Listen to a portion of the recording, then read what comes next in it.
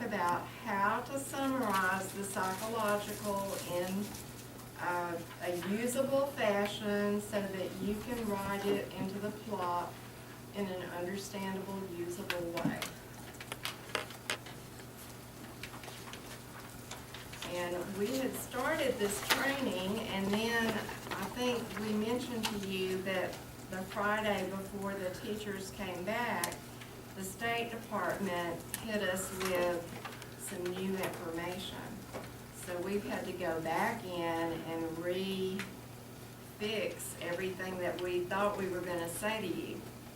But what we're talking today is the present level of performance. Remember, it has 5 sections: the evaluation assessment results, the strengths, the needs, the parent concerns, and the impact. Well, today we're only going to be focusing on the evaluation assessment results section. That's that first box in Sims. Okay? Now, last year, we gave you an outline for the evaluation assessment results box. And actually, there are 5 things that go in that box. You've got the psychological assessment data, the group test scores, other test results and data such as attendance, discipline, dibbles, benchmarks, the current report card grades, and most importantly, your progress data about the old IEP goals or the RTI information. Now today, we're only focusing on the very first part of that information, the psychological assessment results, because that seems to be the one that's the hardest for people. Okay. And you probably already know that the psychological assessment results are good for 3 years. And the psychologist has to look at eligibility at least every 3 years. After 3 years, they do a reevaluation. That reevaluation can consist of just a review of work samples and information, or it may include a whole new battery of test results. But either way, that would be their new assessment. So, as far as the plot, how long would that information in the psychological be good for? What the State Department has said is always include the test results for at least 2 years. 2 years. Okay? So if you had a psychological that was done in 2012, it would still be current for the State Department's, what they say. So you would discuss all those test results. After 2 years, some parts of it may still be relevant and needed, but you would need to include an explanation of why you still need to talk about those results. Okay? And of course, after 3 years, there may be newer assessment information, so be sure you look for it in case there was a new psychological done. Okay. How would I put it if I had old test results that are older than 2 years? Well, I've given you a sample, and in this first example, the test results, we felt like some parts of them were still relevant for the IEP planning purposes. So what I said was, and I just call them names. Name's most recent eligibility was determined on 3/6/13. Name was found eligible for services in the category of moderate intellectual disability. Okay. Although Name's test results are more than 2 years old, information regarding intellectual ability and adaptive behavior skills is still useful for understanding present functional needs. So then that's my little statement saying why I'm still using some of those test results. And then I will continue with summarizing that information. What if you think, oh, none of those test results are relevant anymore? Then you would just have our sample statement. His most recent eligibility was determined on blank date. He was found eligible in blank category. Now, the reason that we have that in there is because SIMS does not pull in their eligibility date. And the state wants their eligibility date on the IEP. So we have to put it in there because SIMS doesn't have the capability to pull it in for you. Now next year, when we move to go IEP, voila, it pulls it in for you. So you won't have to do this rigmarole next year, okay? You would still need to summarize test results next year. But the part about their eligibility date is just while we're still locked into SIMS, okay? Okay, now you all know about the reeval redetermination conference data that Tanya sends out an email saying, I need a packet because they're due for reevaluation within the next 6 months. Well, sometimes you gather that packet of information, the psychologist looks at it, and recommends that they still look like they're eligible. We don't need a new evaluation. That then becomes their new eligibility date, and you would put that in. Names, most recent redetermination was completed on blank date. She is eligible for special ed services in the category of blank. So that's our little statement about what their new date is.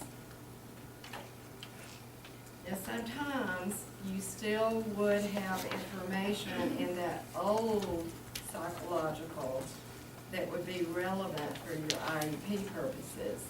So then you would continue with talking about what you still need to talk about. Okay, now in SIMS, where is that reeval date found? Some of the new people may not know where to look. Under the forms manager, you go down and find the reevaluation redetermination conference. And that's probably gonna be the most current eligibility date for that kid. They've been in special ed a while. Okay? Now some students will have current psychological information. It might be an initial kid who has never been in special ed before and they just were tested. It might be a reevaluation where the team decided that they needed new test results. Or it might be a transfer student from some other state where the team decided they needed new test results. It might have been completed by one of our school system psychologists. It might have been completed by some other school system psychologist.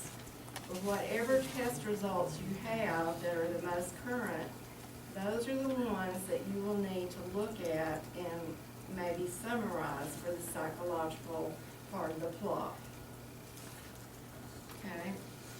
And sometimes you may want to find their eligibility report, and that may be their most current date. Where do I find that in SIMS? Well, it's up towards the top, and it says Special Education Eligibility Report. So you can look at both places, that reeval date, reevaluation redetermination date, or the eligibility report date. And whichever one is the most current would be their correct date. If you have any question about what is their right date for eligibility, get with me or one of the DPS, and we'll be glad to help. Okay? Of course, if they have an eligibility report, be sure you have a copy of it in their paper file too. All right. Now, where will I find the psychological report in Sims?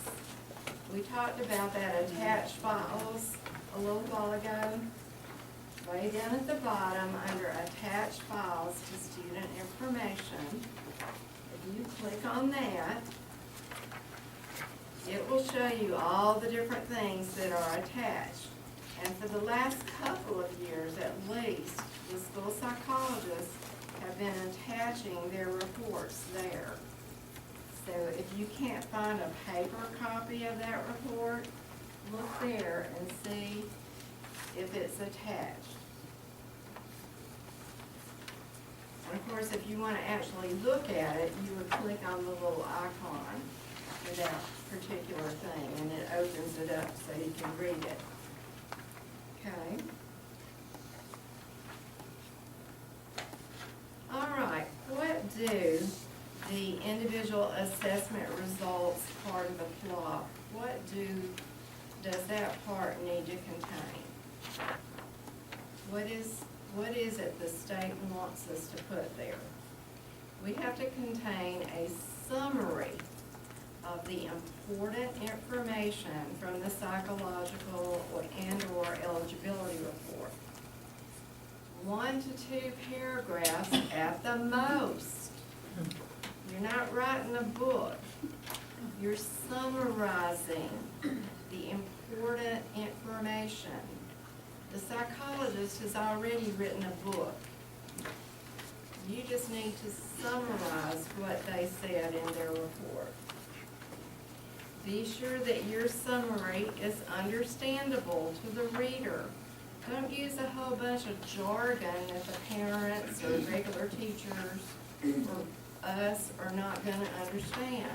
It may make you look smart, but it's not going to be useful. And if you use any numbers in there, you have to explain what those numbers mean. Because the IEP is a document for the team to use to plan for that child. And the plot is our data that we use in planning. Do not copy and paste the entire psychological. I mean, I was checking an IEP from somewhere last spring, and they had even copied in the front page with the demographic information and the names of the tests given and all that. The whole thing, they just copied and pasted. That's not useful. That's not readable. That's not what we need to do. Okay, but you say, I'm a teacher, not a psychologist. How do I find the important stuff in that psychological so that I can summarize it? Well, luckily for you, the school psychologists have, we hope, they may not be able to always, but in some cases, they have agreed to summarize their test results for you for kids they're testing this year. So if you get a new kid this year, hopefully they'll send you a little summary paragraph that you can use. Okay? But what about the ones from years before? Well, they don't have time to go back to 1,300 kids and summarize all those results. So it's going to be up to us as the DPS, you as the lead teachers, and the case managers to do the best we can with it.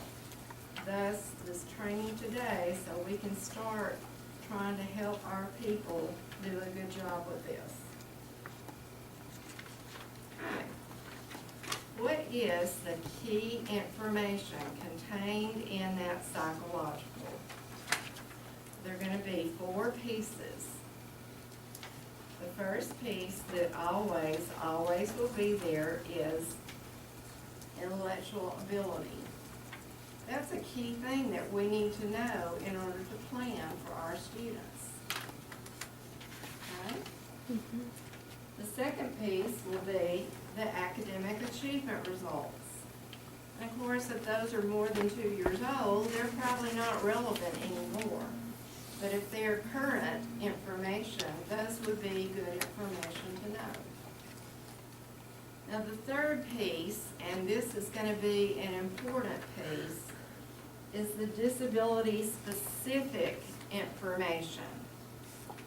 What is it about this kid that made them qualify in this category?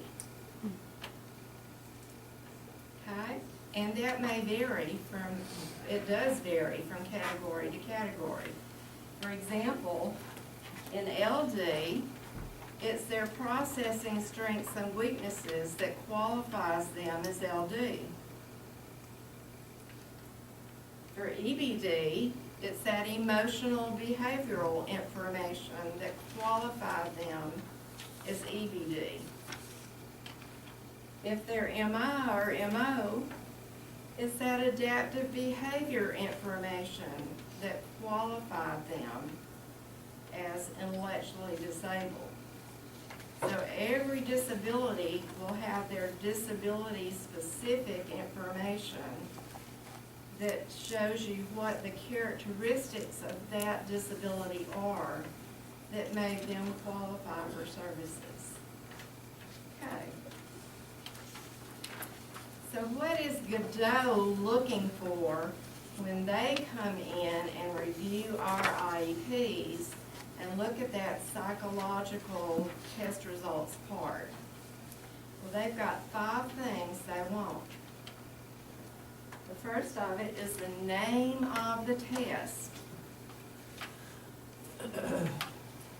the date the test was given, the domains or subjects that were tested, the scores or range of scores, what those scores mean, and then no more than 2 years old unless you explain why those scores are still relevant. So you may want to put a sticky note on this page because that is sort of like your little checklist to go back and refer to. That is what Godot will be looking for in your paragraph that you summarize.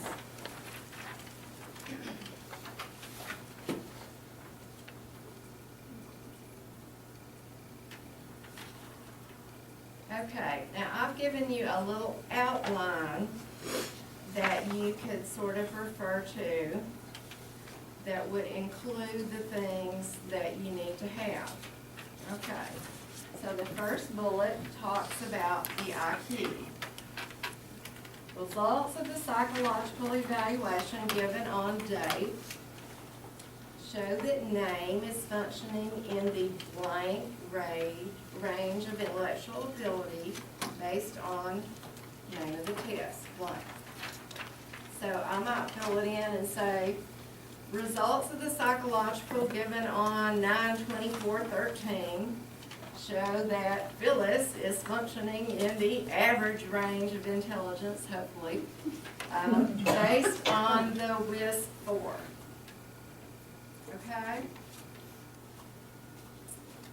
Then your second sentence would talk about the results of the achievement test.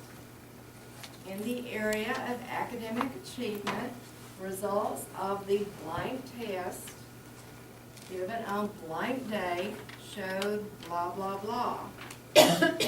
So it might be showed average ability in math, but below average skills in reading. Okay? Your next bullet is going to be the disability-specific information. Again, you would include the date, the name of the test given, and of course the results. And then there may be other important information in that psychological. And you would include the name, the date it was given, and the results. And we'll talk about that more in a little bit. Okay, so step one, how do I find that summary information? Well, the first thing you can do is look in the summary section of the psychological report. Most psychologists have a paragraph somewhere in that summary section that sort of gives, in a nutshell, their test results, what the summary is. If you don't find such a paragraph, then you'll have to go back into the test results and make up one yourself. Okay? And I've given you some examples from 2 of our actual psychological reports that were done last school year. And here's the first one. In the summary section, she had a paragraph about referral information. And then she included a paragraph about her actual test results. So the second paragraph is actually the summary of what the school psychologist found in her test results. So that paragraph, if you added in the dates, the names of the tests given, would have what you need for your summary. Okay? Let's look at another example. Now this school psychologist got real wordy. In her summary and recommendation section, she went on for about 3 or 4 paragraphs talking about what is required to be eligible in Georgia in this particular category. Well, that's not a summary of her test results. It's good information for the eligibility team to know, but it doesn't tell you anything about the test results, so you would not need to use that part. I finally found her summary paragraph after all that other stuff. So keep looking, and eventually you're probably going to find a paragraph that summarizes the test results. And of course, you would still need to go in and add the date and the names of the tests that were used. But their summary tells the actual results of what they named. Okay? So, you found it. If you've located the paragraph that summarizes the results, you will have most of the important information that you need for this section of the clock. However, remember, you have to include the date, the name of the test, and you're going to need to refer to this test results subheadings to find the names of the tests, and or sometimes the eligibility report will also be a good place to look to find the names of the tests and the dates they were given. Of course, you should also read the whole psychological. Don't just ignore the other part, because it will have important background information. But when you're searching for that key information that you need to write the plot, just look for that summary. If you have questions about something in the report, certainly consult with the school psychologist. Okay. What if I can't locate a summary of the test results? I can't find a summary paragraph. It's test results from some other county, and their school psychologist didn't include anything like that. What do I do? Well, you're going to have to dig deeper. If you look in the psychological, it's usually divided into sections. And there's going to be a section that says test results.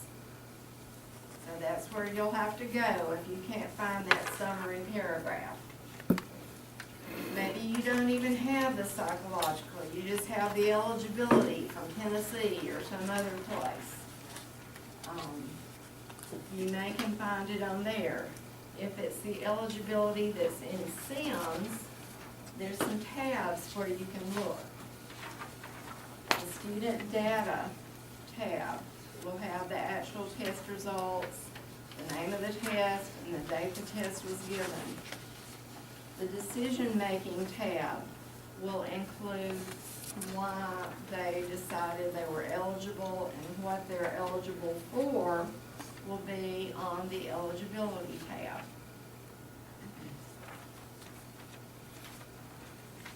Okay.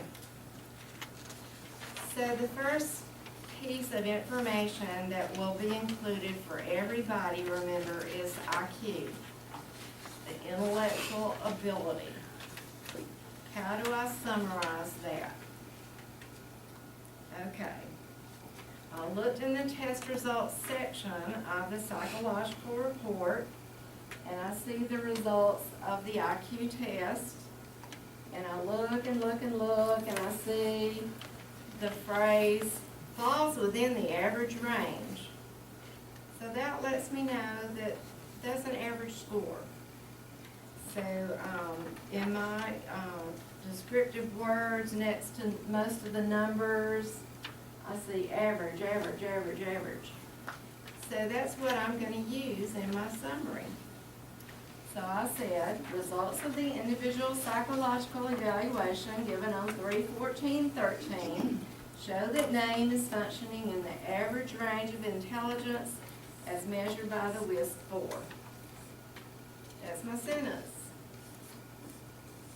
That summarizes that whole IQ test result right there.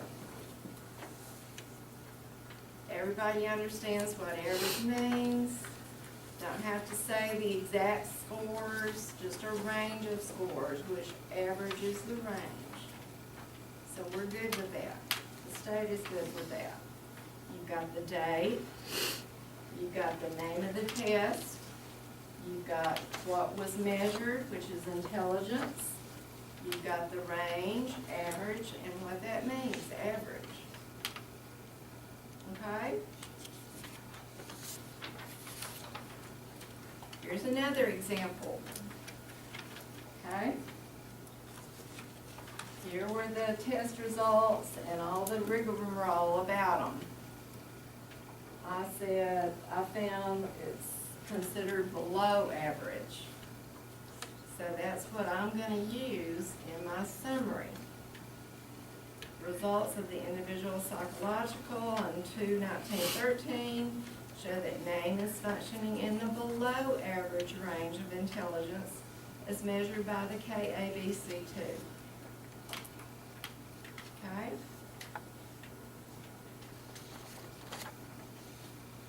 I don't have to list all the numbers, just the range. Okay, one more example. This time, the psychological was so confusing, I decided I would look in the eligibility report and see what the school psychologist put there. And I read through all this stuff and realized that there was a whole bunch of variability on the test results, and she had actually gone in and given the kids 2 full IQ tests because there was so much scatter. And what she finally said on here was he usually functions in the low average to well below average range. So that's what I put in my summary. And I included the names of the 2 tests. Okay?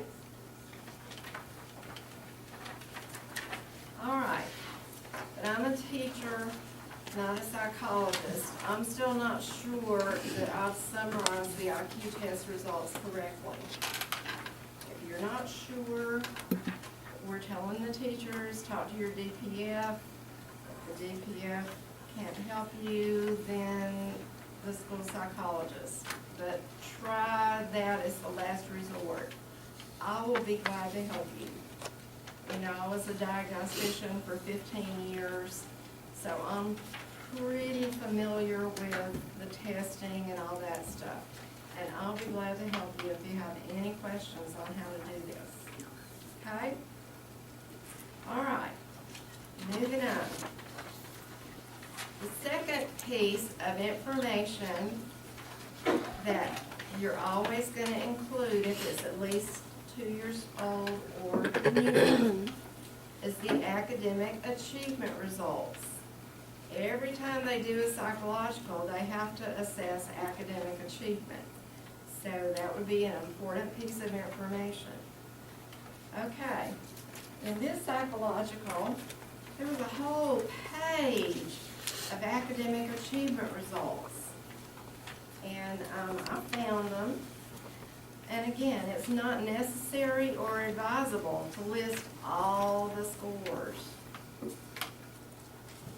I highlighted the information where the school psychologist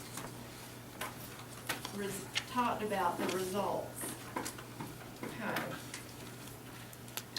So in my summary, I put name was given the KD2 and the TOWRE, as test of word reading efficiency, on 2/27/13. So I gave the name of the test and the date. Then I put the results. Name showed average academic achievement in the areas of math, computation, basic reading skills and comprehension, and oral language. Math reasoning skills were below average. Written expression and reading fluency were significantly below average. That summarizes all the academic information.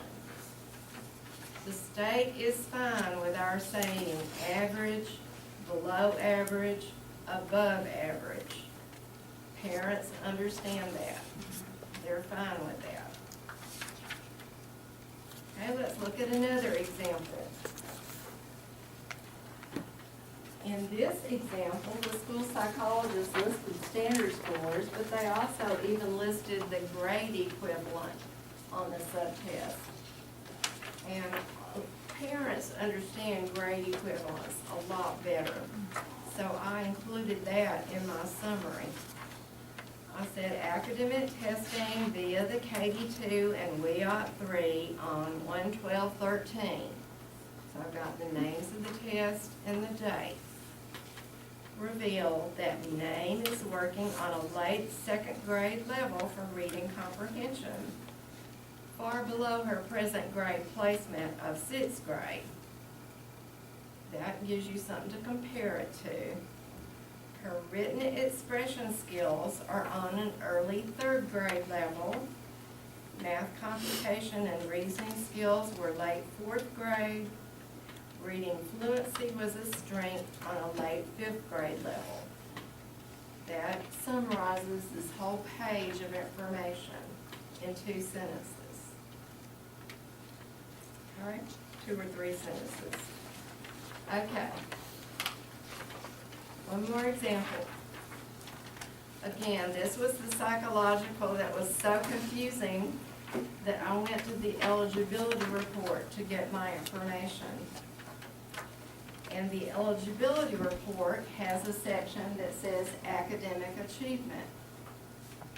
So I went there, it shows me the date, it shows me the names of the tests, and she included a summary of the results right there. So it was right what I needed. On 2/24/12, Name was given the KD2 and GORT 5. Name showed low average academic achievement in the area of math computation. Reading and math reasoning skills were below grade age expectations. All right. Summarize the results. Okay, I'm a teacher, not a school psychologist. I'm not sure I got it right. Again, if you're not sure, talk to your DPF. Talk to me, we'll be glad to help you. If we can't help you, we'll ask the school psychologist. Okay? All right. Now we get to the meat, the disability-specific information. This gives you the characteristics of that child that made them eligible in that particular category. We're going to go through each category, page by page, look at what the disability-specific information is, and then look at an example of how we would summarize that. Okay? Okay, our first disability is autism. If you look at the definition of autism in your regs, you can see in the red, there's a whole bunch of specific things that they have to show in order to qualify under that category. They have to have different developmental rates and sequences, so their developmental levels would be important information. They have to show some sort of deficit with their communication skills. So communication skills will be a good piece of information. They are going to show some sort of weakness with their social skills. So information about their social skills is going to be important information. And finally, some kids may have unusual responses, or they may be resistant to change, or they may have sensory issues. So any of that other information would also be good information for the IEP team to know when we're planning for the needs of that child. Okay? So, here's an example of a summary for a pretend kid that I made up who qualified as autistic. First, I summarized their IQ, and I put a little caveat in there. However, results may not accurately reflect optimal skills due to testing behaviors. Because a lot of times with, autistic students, they don't do well in testing situations. And those score numbers don't really show a good picture of what they're truly capable of. So a lot of times the psychologist will say, interpret those test results with caution, and you want to include that in your summary. Okay, then I summarized academic, then I get down here into the disability-specific information. Name showed a moderate to severe language disorder, including difficulties with pragmatic language skills as measured by the TOEL P3 and informal observations by the SLP on 1/10/13. So I had to put the date, the names of the test, and the information. The best 2 behavior rating scales completed by the teacher and parent in January 2013 were significant for hyperactivity, inattention, atypicality, and social problems both at home and school. Adaptive behavior ratings on the ABI by the teacher and parent were below average, with communication and social skills reported as especially weak. Okay? And then results of the Gilliam Autism Rating Scale from February were significant. Name was noted to have extreme difficulty with changes in routine, both at home and at school. So that's an example of how you might summarize results for an autistic student. Okay? If you have questions, write them down so we can remember them at the end. Okay, moving on. Our next disability is deaf, hard of hearing. In the definition for that category, you see that they have to have a hearing loss. And it has to interfere with either academic or speech language skills or both. So the things that wouldn't have already been summarized would be the hearing loss information and speech-language communication skills. Now, I'm not going to read every single example because some of these don't apply to everybody. But you can see, again, you've got the IQ, you've got the academics, you've got the audiological information, and you've got the speech-language information. Okay?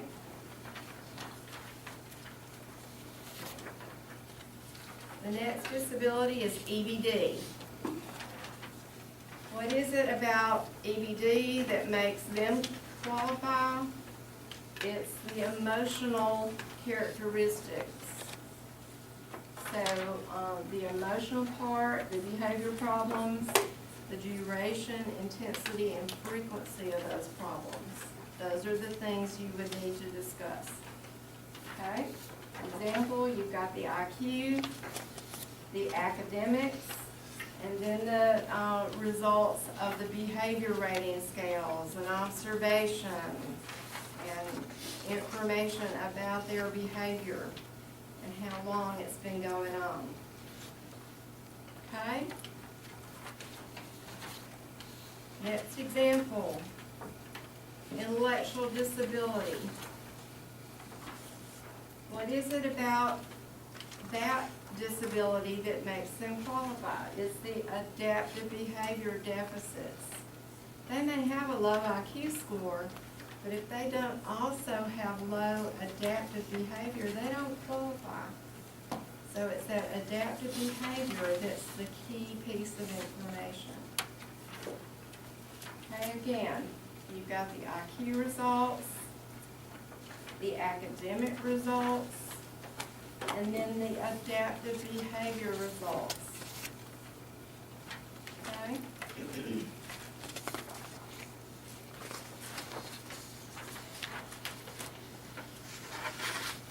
Okay, orthopedic impaired.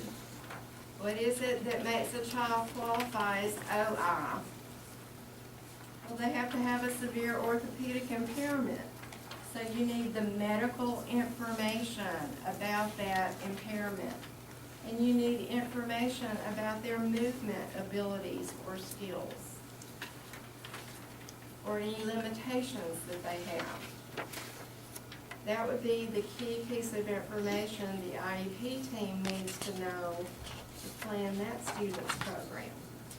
So here's our summary: the IQ, the academics, medical information, and informal observations about their movement limitations and capabilities. Okay. OHI. Now, a lot of y'all are going to have OHI. Okay.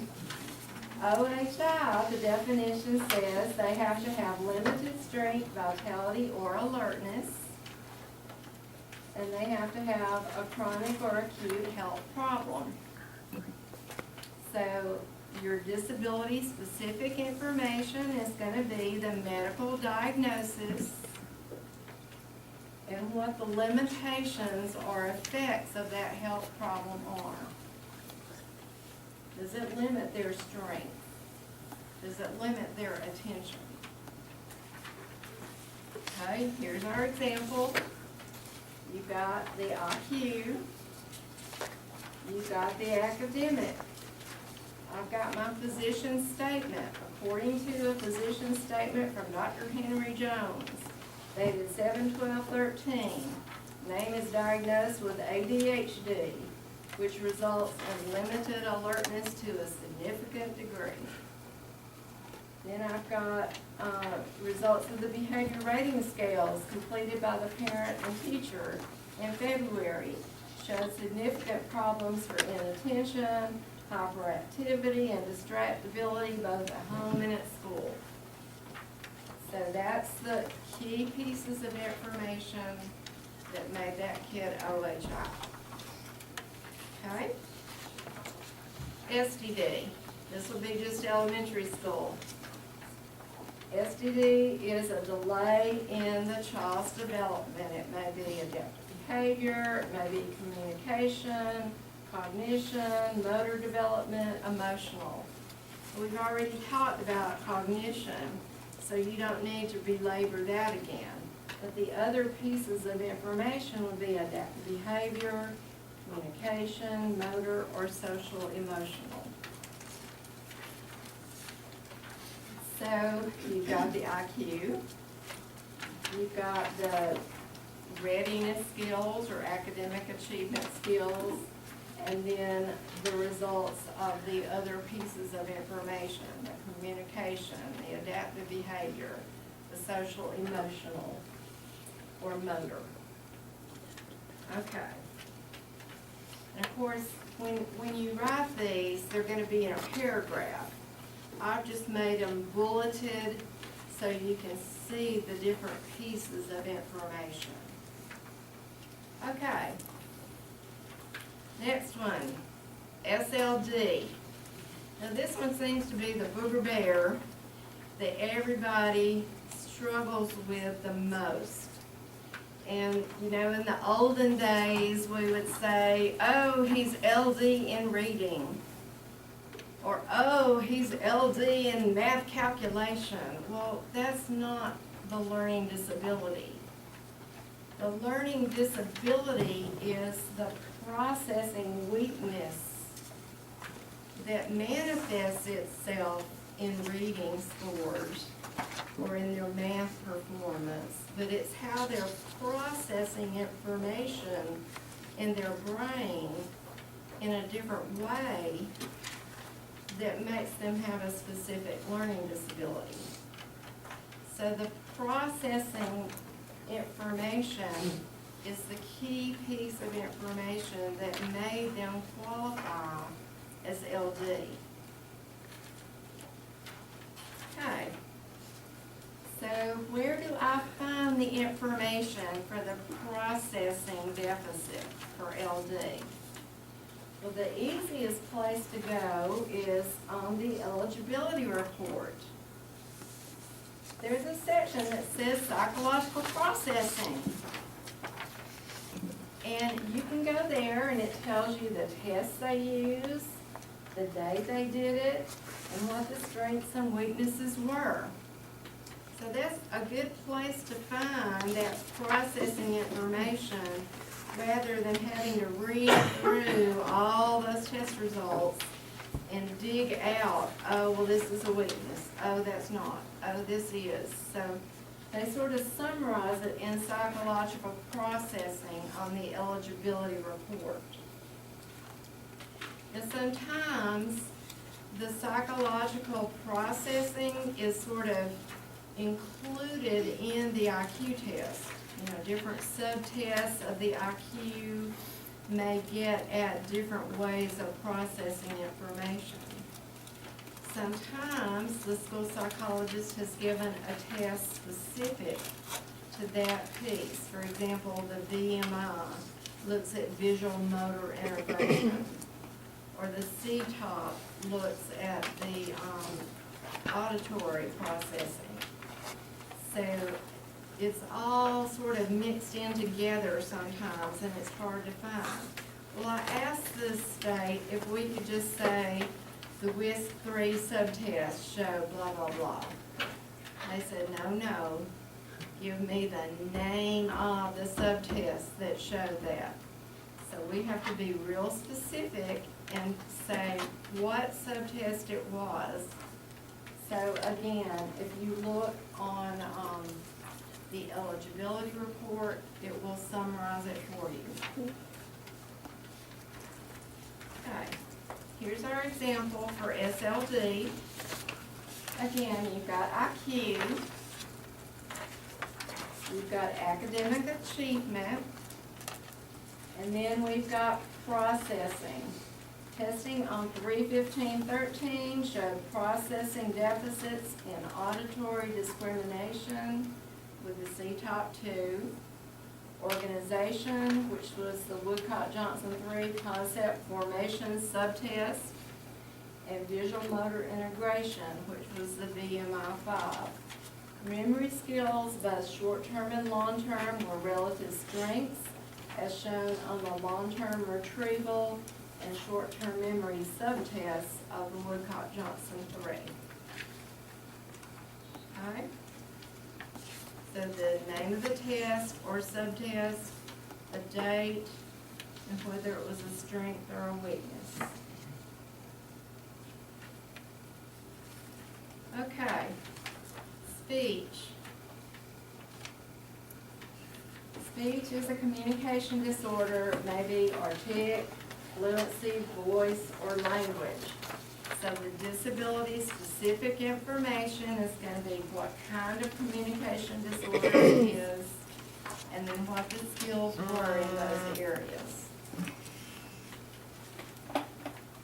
Your summary, again, you've got IQ, you've got academics, and then you've got the speech information. Okay? Traumatic brain injury. We don't have many of those, but it's very complicated if you do. The definition says it's an injury to the brain resulting in disability that adversely affects their performance and a whole bunch of different things. So any of those things in blue, it may be only one, it may be all of them. So depending on what area of the brain got hurt, it would depend on what they look like. Okay. Of course, the information about their injury and what areas were affected is always going to be relevant and good information. So I would keep that part forever and say, you know, this is relevant information for IEP planning. Okay? You've got your IQ. You've got your academics, you've got the medical report showing that they had the injury and results about the things that were affected. Okay, the last one, the blind visually impaired. They have to have a vision problem that interferes with their functioning at school. They have to have a current eye doctor report. So the medical information and then functional limitations about their vision. So your summary, you've got the IQ, you've got the academics, you've got the eye report, and you've got informal observations about what vision limitations they have at school. Okay. But I'm a teacher, not a school psychologist. I'm not sure that I did this right. Where can I go for help? Again, if your DPF is not able to help you, I will be glad to help you with your summary.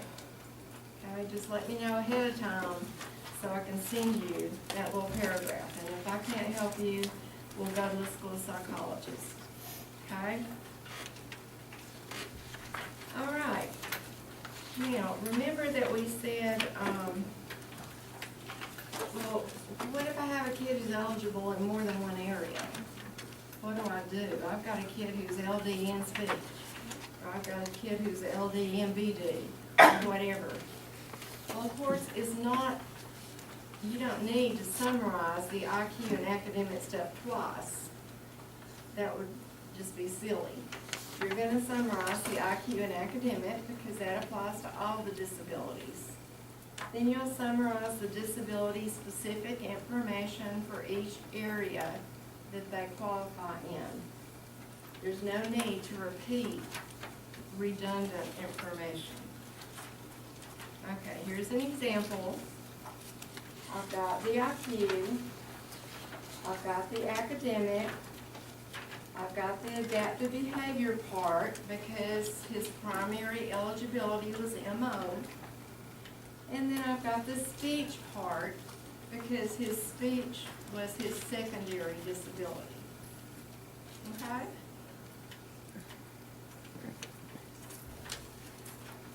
Okay. Where do I find other evaluation reports? Most of the reports now are located in that attached files to information, but now and then you may find an old one that's attached in a different place. So I just wanted to key you in to also look there if you couldn't find speech results or something. There's another place where you can go besides the attached files to student info. It's called Specialist Evaluations, and it's under the tracker office part, you know where the communication log is in Sims. It's right under there. So you can also look there. Sometimes in older years, stuff may have been attached there. So that's another place you can look. Okay. What about OT and PT and O&M and all that assistive technology? They do write reports, but those are not eligibility categories. They don't qualify as OT.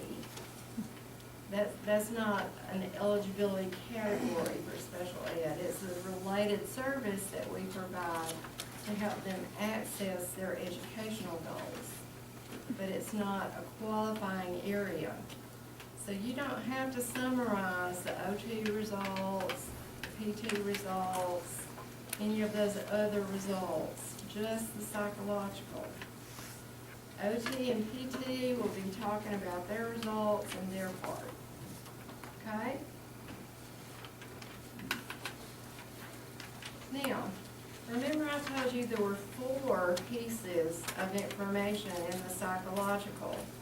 You've got IQ, you've got academics, you've got the disability-specific information, and last but not least, you're going to have other information. Sometimes the school psychologist has given other tests to rule out other disability categories. So that might be important information just for the 2 years that it's current. For example, a student who is SLD may also contain results about behavior rating scales or adaptive behavior that the psychologists use to rule out EBD or intellectual disability. Or sometimes a student who is SLD may also contain information about medical conditions. They may also be diagnosed as ADHD. So that's important information for the team to have when planning for that student. So look for that other information that may be relevant. Okay. Here's our example with extra information. The extra information is in red down at the bottom.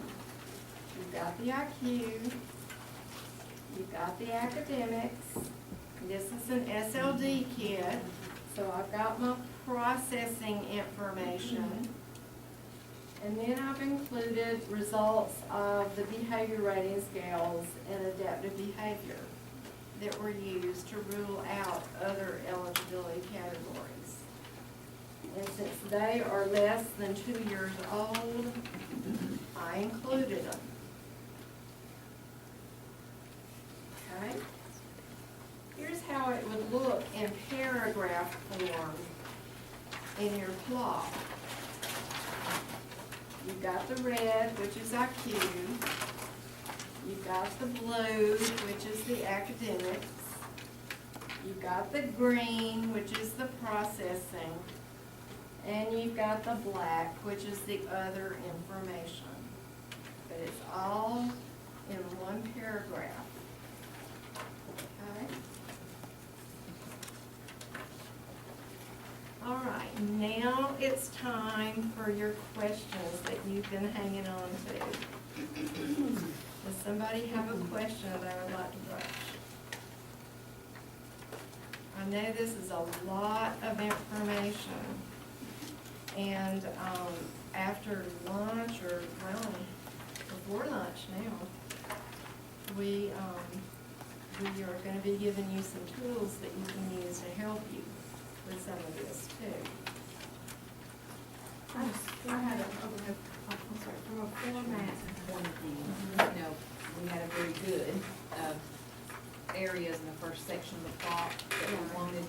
So I understand from a formatting point of view, this is gonna be the very first thing in that First paragraph. And in that very first section, not the needs or strengths or anything, but that first box, are we still gonna have an area where we distinguish current grades, Right. current test? Remember, if you go back to, let's see, slide, page 4 of your, let's see what page it is on this handout. 14. Yeah. So this is The what you got there. psychological Okay. clock evaluation assessment information still has 5 pieces. It still has psychological, group test scores, other test results and data, report card grades, and progress data. Still has 5 pieces. This is just the first paragraph, the first piece of that. Okay? You're still gonna include all that other stuff. But this was the part that people were struggling with the most to get it right. The one thing that I wanted to kind of reiterate was if you're using the psychological or the eligibility to get this information, don't copy and paste it. There's a big difference between going in and looking at it and, you know, using it to get your information, then highlighting copy paste. Especially on that eligibility report where on the LD kit, I think is the one that I noticed, and it has the strengths, weaknesses for the processing. Do not copy paste it. Use that to help you to write that summary, like Phyllis gave you an example of. Don't copy and paste that information. I just wanted to reiterate that again. One thing that I found in working through helping a new teacher write their IEP is when I got down to the impact section of the disability and the stuff that has to be included there, I realized I'm gonna have to go back to an old psychological from 2002 to get data about adaptive behavior and IQ on this child, because they've been gone a long time and dropped out and just now come back, and that's the most current test results I have. So I had to go into my summary of the psychological and say, even though this is old information, I still need it in order to get the impact of that disability. Because the state doesn't want us to just come up with information out of thin air. They want the data where that information came from. It's no longer gonna be okay for us to just give a subjective statement about a child. We have to base it on data. So I need my data about IQ. I need the date and the name of the test and the results. I need my data about adaptive behavior if it's an MI student. The date, the name of the test, and the results, or whatever the disability is. So, most always, at least part of that psychological, no matter how old it is gonna be information you need in order to get the characteristics of that disability for the impact part of the plot, which we'll talk about later. Other questions? So the one that we got, what his original testing was, the second grade, or maybe first we placed in second grade. then there had been a reeval last year, they transferred from another state. All the people looked at it, he did another, and all it just said continue to be eligible. Right. So I wrote the IEP and I went back and talked about, You'll have to go back to that old The one that was done psychological at the to get the end. processing. Yep. The only other question I kind of had, we were talking about the speech and language. If the child qualifies with two eligibility. A lot of times I know the speech and language pathologists like to do their own summary. Should the case managers summarize the speech and language in this part on their own, or let the, If the speech is also summarizing, there's no need for you to reiterate what they're saying. Can they add it I to the just bottom? tried to make it clear so the speech therapist will know what they need to put too. Can they add it to the bottom and just list their test, their subtest? As long as it's in that plop eval section somewhere. I think that's where most of them do it, and I just want to make sure that it's still okay for theirs Yeah. to be their own summary, so that you guys know you don't have to necessarily go back and summarize SLP stuff, but the SLPs may do that. one of my teachers actually said to me this past week that she has to leave it bulleted, because that's the only way she can then go through it and read it back to parents. I like, Well, and that's fine too. It, Just she so just long said as for it's her usable understanding. information for the team and you can find what you need. I don't care what your preference is as far as how it looks. I like to enter down too. I'm one of those that likes to space it, out. So I would enter down in between my intellectual, my academic, my processing, my behavior, just to spread it out. But it's not, if you want to do a paragraph, I think that's fine too. But I'm a spacer outer too. Other questions? So even within county, we've tested a child and then we've gone through the years and then we've had to redetermine the eligibility. And we're ready to write another IEP. We still have to go back. If To that there's no longer psychological- results, So, whatever your most current psychological is, you're gonna have to go back to it to get those characteristics of the disability. so even though it's like a sixth grade student in middle school, you're gonna be referring back to information that was done in the elementary school level. Unless they were completely reevaluated and it was redetermined that they had a We rarely new. see that, yeah. Right. But if not, you'll go Most back of to the our original. administrators and third grade. Yeah, I was gonna say, once they get to high school, They just they haven't had continue. anything since Yeah. early, But- if we're lucky, early middle. The teacher I was helping was a Richland teacher, and his kid is a 12th grader.